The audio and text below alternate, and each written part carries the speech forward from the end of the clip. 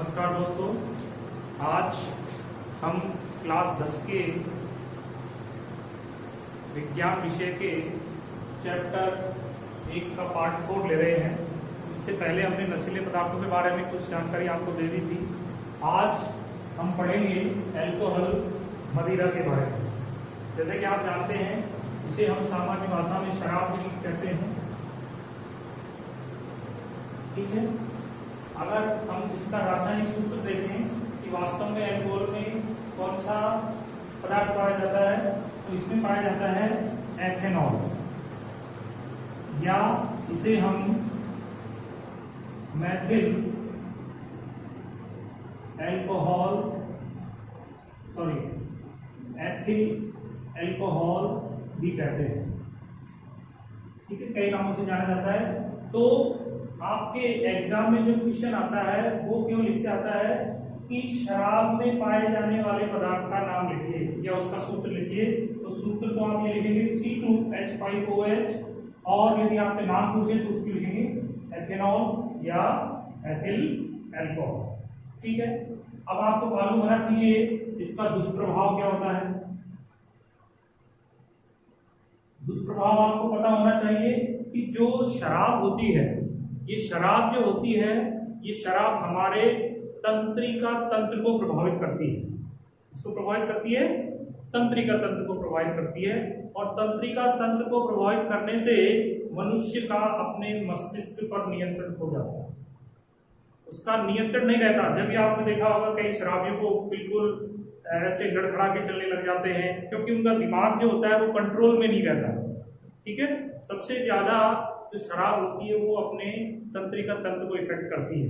ठीक है, और शराबी व्यक्ति होता है, आपने देखा होगा उसके घर में कुछ भी नहीं रहता, वो सब कुछ अपने घर को बर्बाद कर देता है, बच्चों की पढ़ाई खराब कर देता है, घर में खाने को अन्न नहीं रहते, लेकिन उसको शराब चाहिए। तो शराब एक बहुत नशीला पदार्थ है और इससे हमें बचना चाहिए, हमारे परिवार के लोगों को इससे बचना चाहिए। ठीक है, क्योंकि शराब का बहुत दुष्प्रभाव होता है। अगर शारीरिक रूप से बीमारियों से देखें तो बीमारियों देखिए, सबसे पहले हमारे पेट को खराब करता है, लीवर खराब हो जाते हैं, उसकी आंतें खराब हो जाती हैं। ठीक है, और कैंसर जैसी समस्याएं उसको पैदा हो जाती हैं। बहुत सारी बीमारियां हैं जो कि इस शराब से हो जाती हैं। अगला हम ले रहे हैं नशीला पदार्थ अफीम।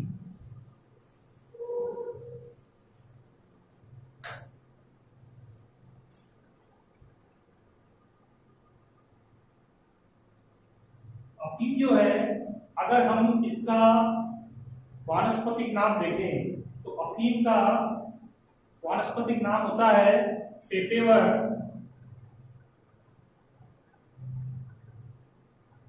सोमिनिफेरम।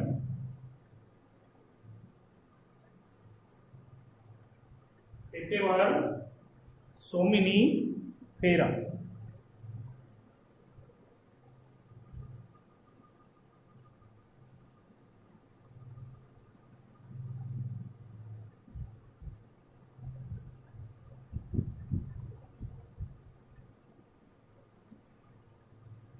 अब देखिए, इसमें इंपॉर्टेंट और क्या चीज है, इसमें इंपॉर्टेंट है इसमें पाए जाने वाले एल्केलॉइड। बोर्ड परीक्षा में एक बार पूछा गया है कि अफीम में पाए जाने वाले एल्केलॉइडों का नाम बताइए। एल्केलॉइडों का आप सीधा सीधा ये समझिए कि इसमें पाए कौन कौन से पदार्थ पाए जाते हैं। ठीक है, एल्केलॉइड्स क्या होते हैं इसके बारे में आप आगे कक्षा में पढ़ोगे। तो देख लीजिए, सबसे पहले इसमें पाया जाता है मॉर्फिन, दूसरा कोडीन, तीसरा इसमें होता है निकोटीन, जो आपके तंबाकू में भी पाया जाता है, पढ़ा है हमने, और चौथा है पेपेवर और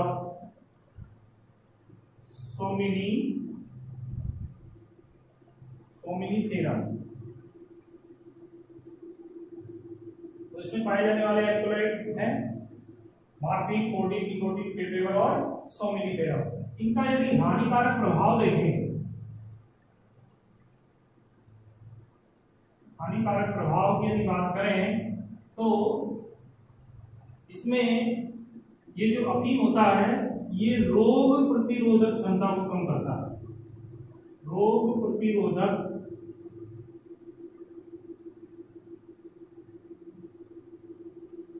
क्षमता को कम करता है।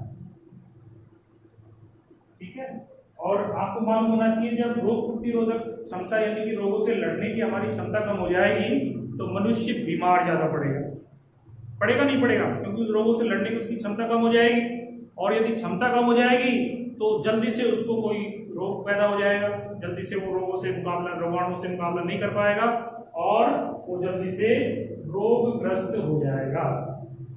दूसरा इसका हानिकारक प्रभाव है, इससे नींद ज्यादा आती है, नींद ज्यादा आती है, आदमी सोता रहता है। ठीक है, और ये जो अफीम है इसका देखो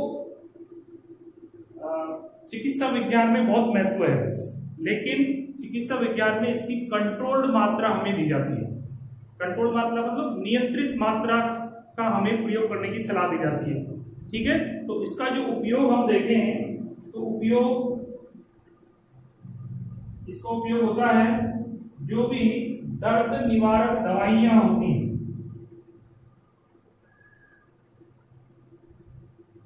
दर्द निवारक दवाइयों में इसका उपयोग होता है। इसका निर्माण इससे हेरोइन का निर्माण होता है। हेरोइन भी एक नशीला पदार्थ है, ड्रग्स है, उसके निर्माण में इसका प्रयोग किया जाता है।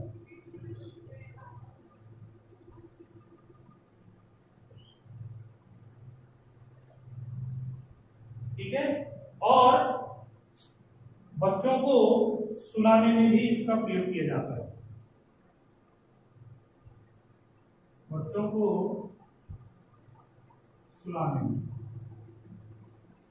मुगल काल में अफीम का प्रयोग काफी देखा गया है।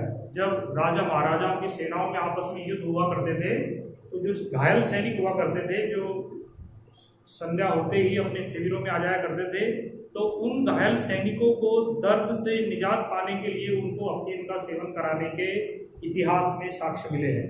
ठीक है, और जो प्राचीन काल में जो माताएं हुआ करती थी, जब बच्चे होते जाते थे, चुप नहीं होते थे, तो उनको सुलाने में भी ये अफीम का प्रयोग करते थे।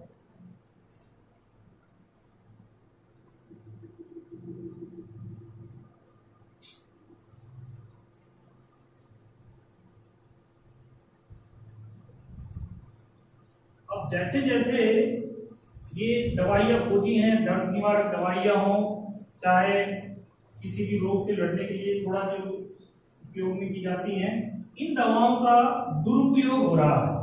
क्या हो रहा है? दुरुपयोग हो रहा है। आपने देखा होगा, तो हमारा टॉपिक आज हम स्टार्ट करेंगे दवाओं का दुरुपयोग। ठीक है, यहाँ पर हम कुछ चीजें देखते हैं। देखिए, सबसे ज्यादा जो दुरुपयोग होता है वो होता है शराब का। कितना प्रतिशत? 42%। ठीक है, अफीम का ये होता है 20%। हेरोइन जो कि ड्रग्स है, नशीला पदार्थ है, ये 30%। गांजा 6%। और अन्य जो आते हैं, अन्य में है आपके 18%।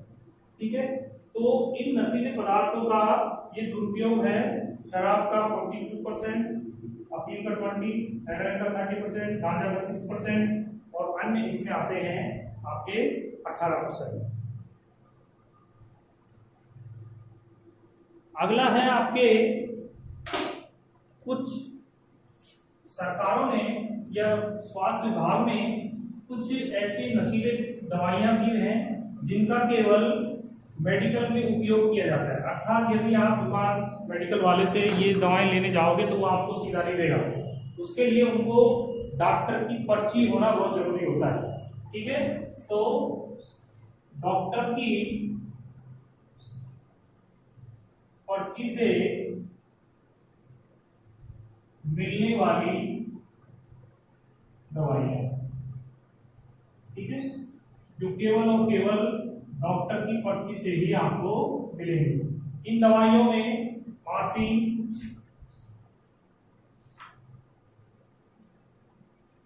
पैथिडीन,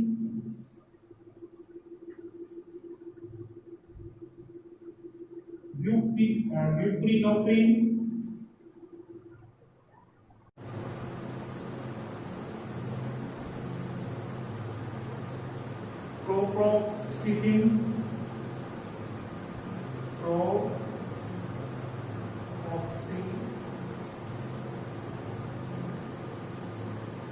प्रोप्रोक्सिफिन, नाइट्राजियम,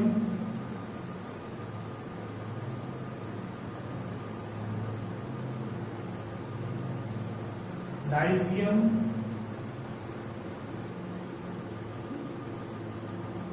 और स्मैक आदि।